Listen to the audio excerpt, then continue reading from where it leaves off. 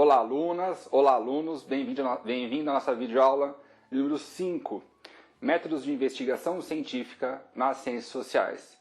Essa aqui é uma aula bem curtinha, só para a gente finalizar a aula, videoaula número 4, e para a gente saber, conhecer quais são os métodos científicos que as ciências sociais usam, né, que a sociologia usa, né?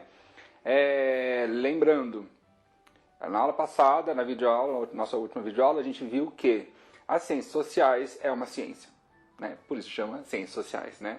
A sociologia, ela está dentro das ciências sociais, né? As ciências sociais é um ramo maior que qualquer pessoa, qualquer um de vocês que forem fazer ciências sociais, fazer o curso de ciências sociais, vão ver ciências sociais, vão ver sociologia, antropologia e ciências políticas, tá?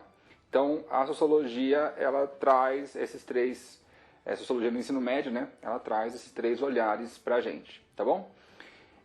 Então, por isso eu estou chamando de métodos de investigação científica nas ciências sociais. Isso significa o quê? Quais métodos que um sociólogo usa para fazer pesquisa? Por que isso é importante? De novo, porque sociologia não é a opinião de ninguém, tá? Sociologia não é o que eu penso, não é o que eu acho. O sociólogo que vai fazer a pesquisa, ele vai ter que perguntar para as pessoas e vai ter que saber o que elas pensam, o que elas acham. Mas o sociólogo não vai dar a opinião deles. Estamos entendidos? Então, a sociologia é isso. Então, eu trouxe alguns métodos para a gente só tentar entender como a gente faz pesquisa, né? Eu trouxe aqui, por enquanto, 3, que é para pesquisa quantitativa, né? Pesquisa quantitativa, que é pesquisa com dados, quantidade, né? A gente tem a qualitativa, que é de qualidade, e a quantitativa, que vem de quantidade, então de números, né? Eu trouxe esses 3 exemplos para vocês, que é, primeiro, o levantamento de dados, né? Ou seja, eu vou fazer uma revisão bibliográfica, por exemplo, eu vou, quem será que já falou sobre, vamos pegar o exemplo da videoaula passada, que são os alunos do Cefet do ensino médio, né? São vocês, do colegial do ensino médio. Será que eles estão gostando do ensino remoto? Então, se eu for fazer uma pesquisa mesmo, grande, uma pesquisa de mestrado ou um TCC, eu primeiro vou ter que fazer um levantamento de dados, né? Eu vou ter que, uma das formas é ir na biblioteca e pegar todos os autores que falam sobre isso, né? Então, tal autor fala isso, tal autor fala aquilo. Já tem gente que já fez pesquisa no Cefet. Sei lá, há 10 anos atrás fizeram uma pesquisa sobre ensino à distância. Então já posso pegar. Então vou ter que fazer esse levantamento, por exemplo, né? A amostragem, que é o quê? Eu vou ter uma amostra da população do Cefet do terceiro colegial, né? Não tenho como entrevistar todos. Tá, então eu vou fazer uma amostragem, vou tentar desenvolver um número, né? Para saber quantos eu vou entrevistar, né? Isso é feito, por exemplo, com o IBGE. O IBGE faz a parte de amostragem. Então tem todo um cálculo de quantas pessoas tem por cidade, por município, por estado, quantos eu vou entrevistar, se eu vou entrevistar de uma forma ou de outra, qual é a minha amostra, tá?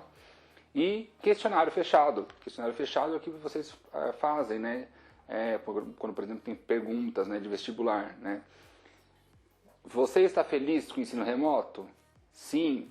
Não sei, médio, não sei, mais ou menos. Não. E não querem responder, não sei responder. Isso é um questionário fechado, por exemplo, né? Então vocês teriam que responder. Acho melhor fazer questionário fechado para os alunos, que acho que é mais fácil, dá para todo mundo responder.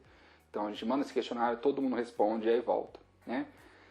São alguns exemplos, só para a gente tentar entender como é feita a pesquisa nas ciências sociais. Outros, e aí isso a gente está pensando em pesquisa quantitativa, tá?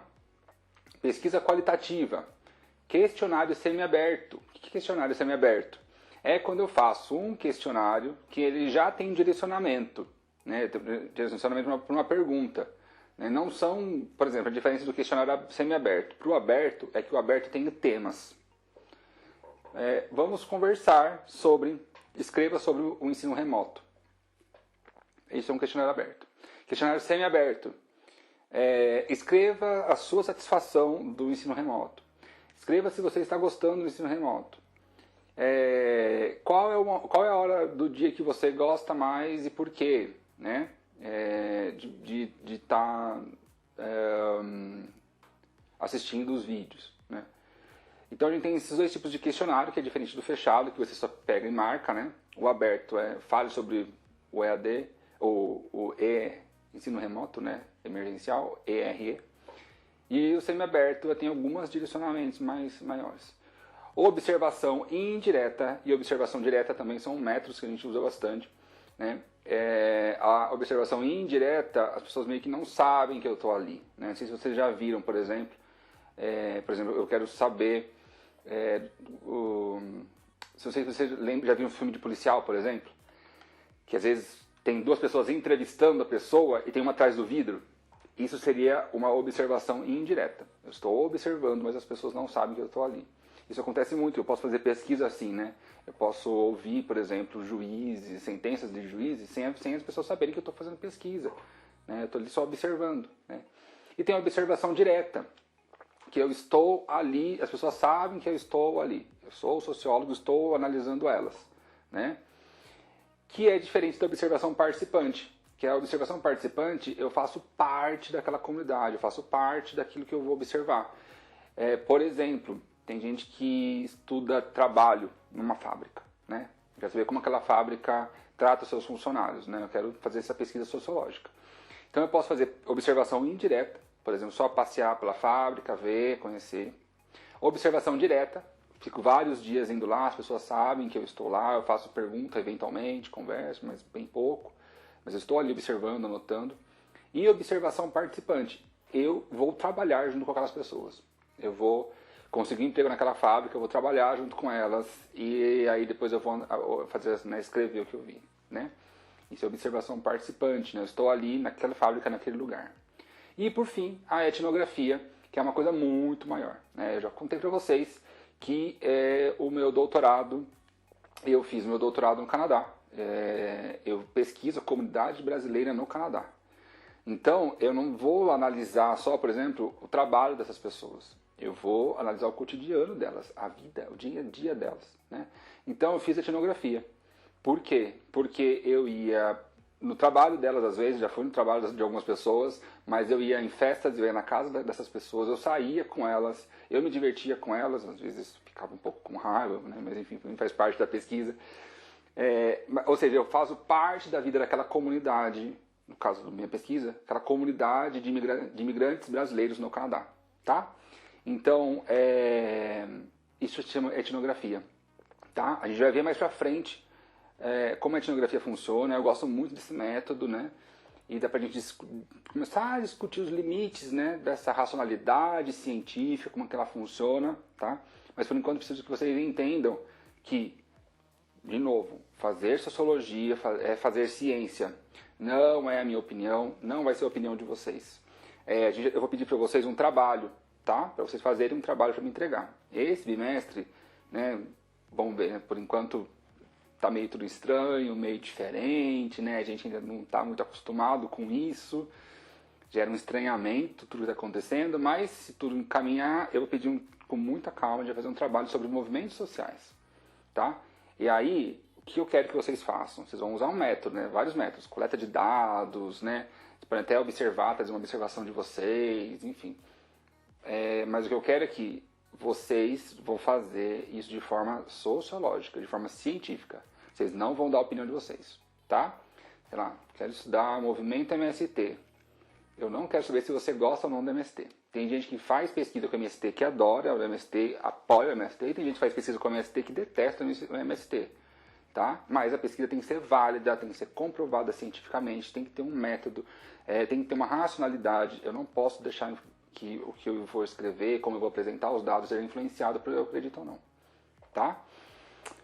Não é fácil, a gente tem muitos limites para discutir sobre isso, mas é basicamente isso, né? Então, para finalizar, eu estava falando ali de naturalização, a gente não naturalizou ainda, a gente acha um pouco estranho ainda tudo isso aqui. Esse é um ponto que a sociologia trabalha muito. E eu gosto muito de trazer para vocês, para mostrar como é ciência, né? Como a gente pode discutir quais são os limites da ciência, né? Então, a sociologia, para a gente já finalizar, então, sociologia enquanto ciência. Pegar a videoaula passada e essa. A gente viu o liberalismo econômico na última aula, lembram disso? Adam Smith. A gente viu que tinha uma forma de analisar o mundo, analisar as pessoas como pelas trocas, pelo mercado financeiro, pela economia, pelo capital e pelo dinheiro, né? Então a gente está no capitalismo, porque é a troca de mercadorias que é importante, né? Mas isso, a sociologia vem fazer uma crítica e falar, olha, isso não funda o humano. Talvez outras coisas também façam parte da vida humana. Então, nem sempre a economia motiva os interesses dos indivíduos e grupos, e nem tudo pode ser explicado pelo mercado ou pela economia, né? A sociedade é muito maior do que isso.